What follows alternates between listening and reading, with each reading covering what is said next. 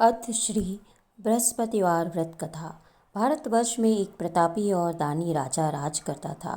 वह नित्य गरीबों और ब्राह्मणों की सहायता करता था। यह बात उसकी रानी को अच्छी नहीं लगती थी। वह ना ही गरीबों को दान देती, ना ही भगवान का पूजन करती थी और राजा को भी ऐसा करने के लिए मना करती थी।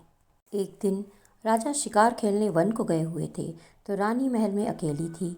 उसी समय बृहस्पति देव साधु रूप में आकर राजा के महल में भिक्षा के लिए गए और भिक्षा मांगी। रानी ने भिक्षा देने से इनकार किया और कहा, हे साधु महाराज, मैं तो दान पुण्य से तंग आ गई हूँ। मेरा पति सारा धन लुटाता रहता है। मेरी इच्छा है कि हमारा सारा धन नष्ट हो जाए, फिर ना रहेगा बांस, ना बजेगी बांसुरी। साधु ने कहा, देवी, तुम तो बड़ी विचित्र हो। धन संतान तो सभी चाहते हैं, पुत्र और लक्ष्मी तो पापी के घर भी होने चाहिए। यदि तुम्हारे पास अधिक धन है तो भूखे को भोजन दो, प्यासों के लिए प्याऊ बनवाओ, मुसाफिरों के लिए धर्मशालाएं खुलवाओ। जो निर्धन अपनी कुंवारी कन्याओं का विवाह नहीं कर सकते, उनका विवाह करा दो। ऐसे और भी कई काम हैं जिनके करने से तुम्हारा यश लोक परलोक में फैलेगा। परंतु रानी पर उपदेश का कोई प्रभाव न पड़ा। वह बोली, महाराज, आप मुझे कुछ न समझाएं। मैं ऐसा धन नहीं चाहती जो हर जगह बांटती फिरूं। साधु ने उत्तर दिया, यदि तुम्हारी ऐसी इच्छा है तो तथास्तु। तुम ऐसा करना, बृहस्पतिवार को घर लीपकर पीली मिट्टी से अपना सर धोकर स्नान करना, भट्टी चढ़ाकर कपड़े धोना। ऐसा करने से सारा धन नष्ट हो जाएगा। इतना कहकर साधु महाराज वहाँ से अलोप हो गए। साधु के कहे अनुसार पूरा करने पर रानी को केवल 3 बृहस्पतिवार ही बीते थे कि उसकी समस्त धन संपत्ति नष्ट हो गई। भोजन के लिए राजा का परिवार तरसने लगा। तब एक दिन राजा ने रानी से बोला, हे रानी, तुम यहीं रहो, मैं दूसरे देश को जाता हूँ, क्योंकि यहाँ सभी लोग मुझे जानते हैं, इसीलिए मैं कोई छोटा कार्य नहीं कर सकता। ऐसा कहकर राजा परदेश चला गया। वहाँ वह जंगल से लकड़ी काट कर लाता और शहर में बेचता। इस तरह वह अपना जीवन व्यतीत करने लगा। इधर राजा के परदेश जाते ही रानी और दासी दुखी रहने लगी। एक बार जब रानी और दासी को 7 दिन तक बिना भोजन के रहना पड़ा तो रानी ने अपनी दासी से कहा, हे दासी, पास ही के नगर में मेरी बहन रहती है, वह बड़ी धनवान है। तो उसके पास जा और कुछ ले आ ताकि थोड़ी बहुत गुजर बसर हो सके। दासी रानी की बहन के पास गई। उस दिन गुरुवार था और रानी की बहन उस समय बृहस्पतिवार व्रत की कथा सुन रही थी। दासी ने रानी की बहन को अपनी रानी का संदेश दिया, लेकिन रानी की बड़ी बहन ने कोई उत्तर नहीं दिया। जब दासी को रानी की बहन से कोई उत्तर नहीं मिला तो वह बड़ी दुखी हुई। उसे क्रोध भी आया। दासी ने वापस आकर रानी को सारी बात बता दी। सुनकर रानी ने अपने भाग्य को कोसा। उधर रानी की बहन ने सोचा कि मेरी बहन की दासी आई थी, परंतु मुझसे ना बोली, इससे वह बड़ी दुखी होगी। कथा सुनकर और पूजन समाप्त करके वह अपनी बहन के घर आई और कहने लगी, हे बहन, मैं बृहस्पतिवार का व्रत कर रही थी, तुम्हारी दासी मेरे घर आई थी, परंतु जब तक कथा होती है तब तक ना ही उठते हैं ना ही बोलते हैं, इसलिए मैं ना बोली। कहो दासी क्यों गई थी? रानी बोली, बहन, तुमसे क्या छिपाऊं, हमारे घर में खाने तक को अनाज नहीं था। ऐसा कहते कहते रानी की आंखें भर आईं। उसने दासी समेत पिछले 7 दिनों से भूखे रहने की अपनी बात अपनी बहन को विस्तार पूर्वक सुना दी। रानी की बहन बोली, देखो बहन, भगवान बृहस्पति देव सबकी मनोकामना को पूर्ण करते हैं। देखो, शायद तुम्हारे घर में अनाज रखा हो। पहले तो रानी को विश्वास नहीं आया, पर बहन के आग्रह करने पर उसने अपनी दासी को अंदर भेजा तो उसे सचमुच अनाज से भरा एक घड़ा मिल गया। यह देखकर दासी को बड़ी हैरानी हुई। दासी रानी से कहने लगी, हे रानी, जब हमको भोजन नहीं मिलता तो हम रोज ही व्रत करते हैं, तो इसीलिए क्यों ना इनसे व्रत और कथा की विधि पूछ ली जाए ताकि हम भी व्रत कर सकें। तब रानी ने अपनी बहन से बृहस्पतिवार व्रत के बारे में पूछा। उसकी बहन ने बताया, बृहस्पतिवार के व्रत में चने की दाल और मुनक्का से विष्णु भगवान का केले की जड़ में पूजन करें तथा दीपक जलाएं, व्रत कथा सुनें और पीला भोजन करें। इससे बृहस्पति देव प्रसन्न होते हैं। व्रत और पूजन विधि बतलाकर रानी की बहन अपने घर को लौट गई। 7 दिन के बाद जब गुरुवार आया तो रानी और दासी ने व्रत रखा। गुड़साल में जाकर चना और गुड़ लेकर आईं, फिर उससे केले की जड़ तथा विष्णु भगवान का पूजन किया। अब पीला भोजन कहाँ से आए, इस बात को लेकर दोनों बहुत दुखी हुई। चूँकि उन्होंने व्रत रखा था, इसीलिए बृहस्पति देव उनसे प्रसन्न थे। इसीलिए वे एक साधारण व्यक्ति का रूप धारण कर 2 थालों में सुंदर पीला भोजन लेकर दासी को दे गए। भोजन पाकर दासी प्रसन्न हुई, फिर रानी के साथ मिलकर भोजन ग्रहण किया। उसके बाद वे सभी गुरुवार को व्रत और पूजन करने लगी। बृहस्पति भगवान की कृपा से उनके पास फिर से धन संपत्ति आ गई, परंतु रानी फिर से पहले की तरह आलस्य करने लगी। तब दासी बोली, देखो रानी, तुम पहले भी इस प्रकार आलस्य करती थी, तुम्हें धन रखने में कष्ट होता था, इस कारण सभी धन नष्ट हो गया, और अब जब भगवान बृहस्पति की कृपा से धन मिला है तो तुम्हें फिर से आलस्य होता है। रानी को समझाते हुए दासी कहती है कि बड़ी मुसीबतों के बाद हमने यह धन पाया है, इसीलिए हमें दान पुण्य करना चाहिए, भूखे मनुष्यों को भोजन कराना चाहिए, धन को शुभ कार्यों में खर्च करना चाहिए, जिससे तुम्हारे कुल का यश बढ़ेगा, स्वर्ग की प्राप्ति होगी और पितर प्रसन्न होंगे। दासी की बात मानकर रानी अपना धन शुभ कार्यों में खर्च करने लगी, जिससे पूरे नगर में उसका यश फैलने लगा। एक दिन राजा दुखी होकर जंगल में एक पेड़ के नीचे आसन जमाकर बैठ गया। वह अपनी दशा को याद करके व्याकुल होने लगा। बृहस्पतिवार का दिन था। एकाएक उसने देखा कि निर्जन वन में एक साधु प्रकट हुए। वह साधु वेश में स्वयं बृहस्पति देवता थे। लकड़हारे के सामने आकर बोले, हे लकड़हारे, इस सुनसान जंगल में तू चिंतामग्न क्यों बैठा है?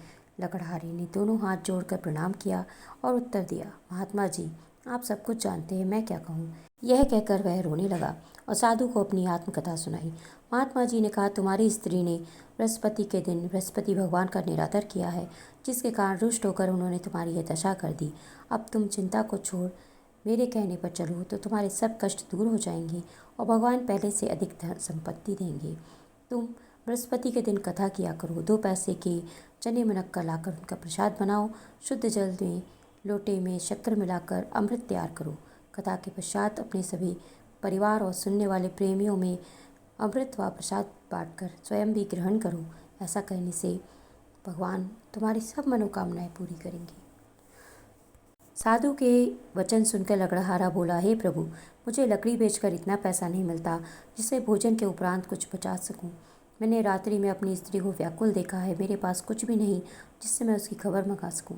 साधु ने कहा, हे लकड़हारे, तुम किसी प्रकार की चिंता न करो। बृहस्पति के दिन रोजाना की तरह लकड़ियाँ लेकर शहर को जाओ। तुमको रोज से दुगना धन प्राप्त होगा, जिससे तुम भली भांति भोजन कर लोगे तथा बृहस्पति देव की पूजा का सामान भी आ जाएगा। इतना कहकर साधु अंतर्ध्यान हो गए। धीरे धीरे समय व्यतीत होने पर फिर वही बृहस्पतिवार का दिन आया। लकड़हारा जंगल से लकड़ी काटकर किसी शहर में बेचने गया।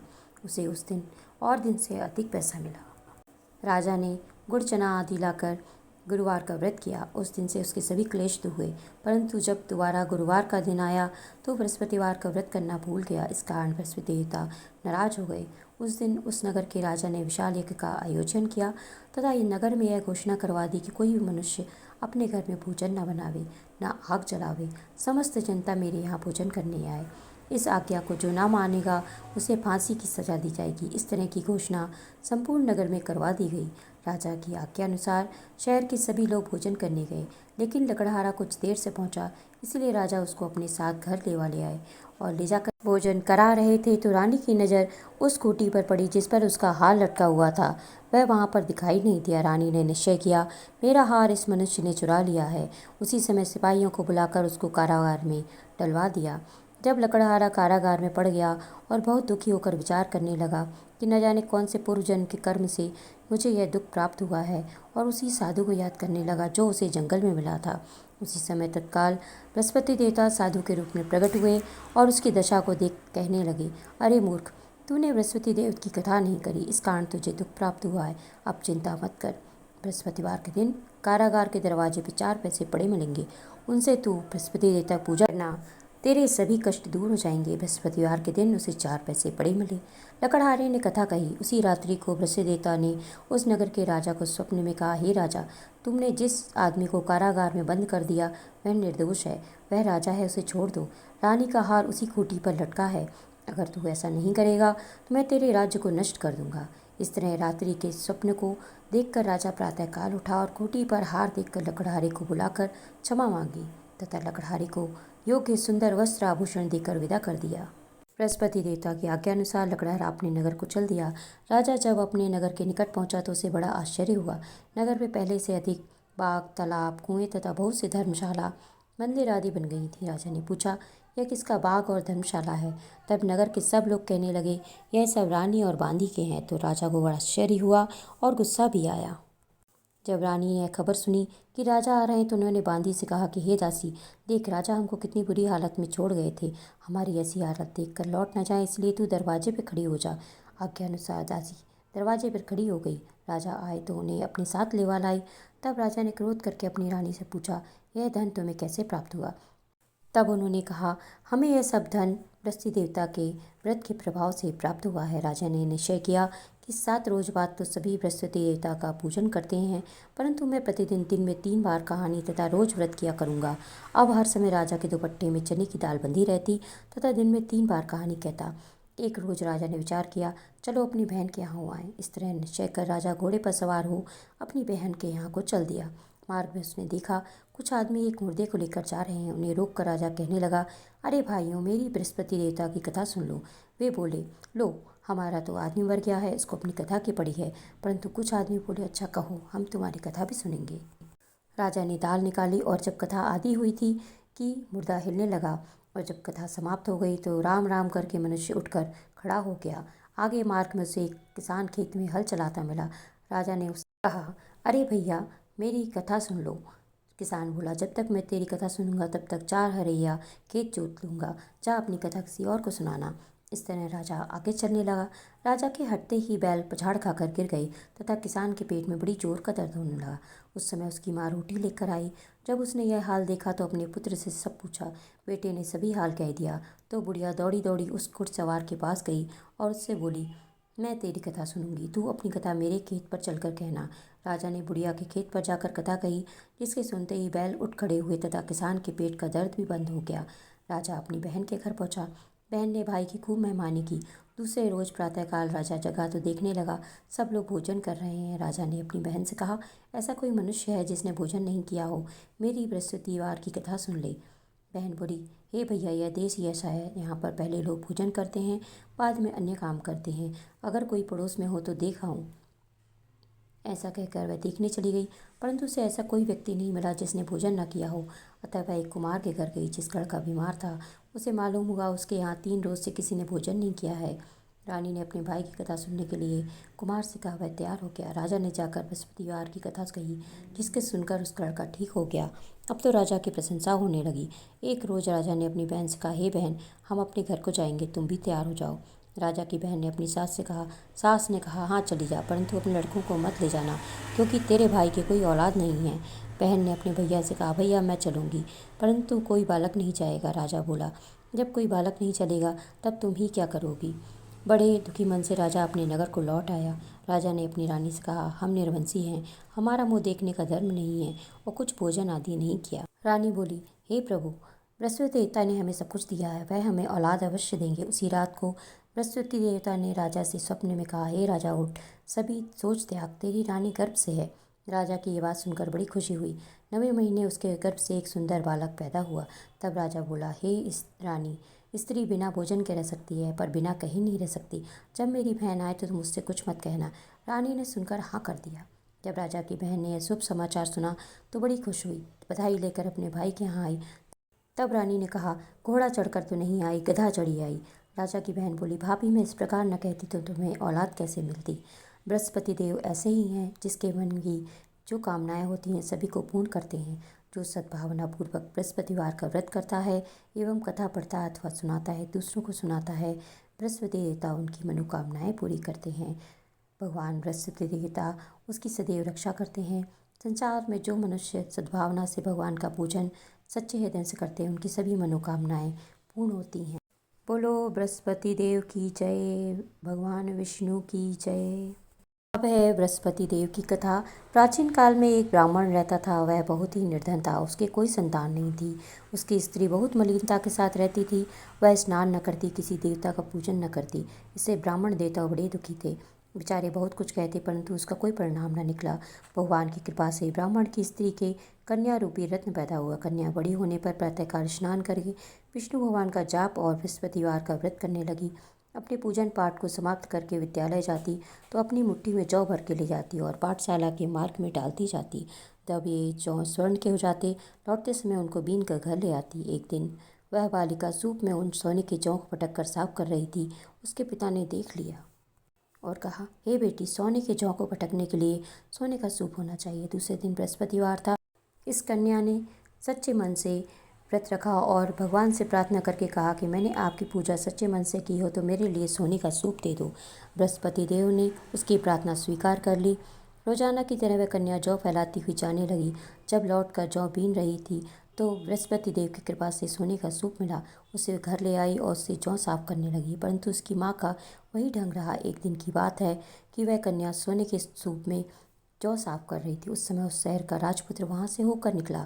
उस कन्या के रूप और कार्य को देखकर मोहित हो गया और अपने घर आकर भोजन तथा जल त्याग कर उदास होकर लेट गया। राजा को इस बात का पता लगा तो अपने प्रधानमंत्री के साथ उसके पास गए और बोले, हे बेटा, तुम्हें किस बात का कष्ट है? किसने अपमान किया है अथवा कोई और कारण है सो कहो, मैं वही कार्य करूँगा जिससे तुम्हें प्रसन्नता हो।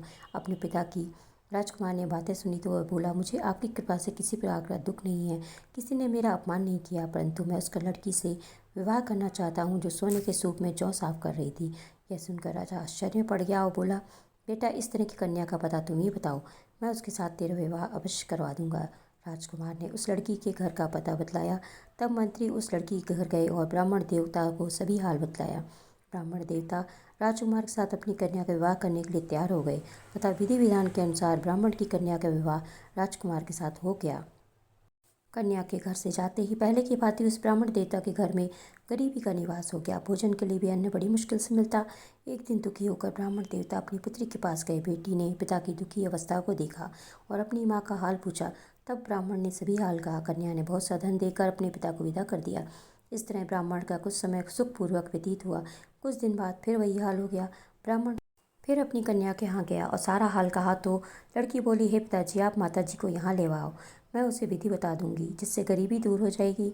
वह ब्राह्मण देवता अपनी स्त्री को साथ लेकर पहुंचे तो अपनी माँ को वह समझाने लगी, हे माँ, तुम प्रातःकाल प्रथम स्नान आदि करके विष्णु भगवान का पूजन करो तो सब दरिद्रता दूर हो जाएगी। परंतु उसकी माँ ने एक बात नहीं मानी और प्रातःकाल उठकर अपनी पुत्री के बच्चों की जूठन को खा लिया।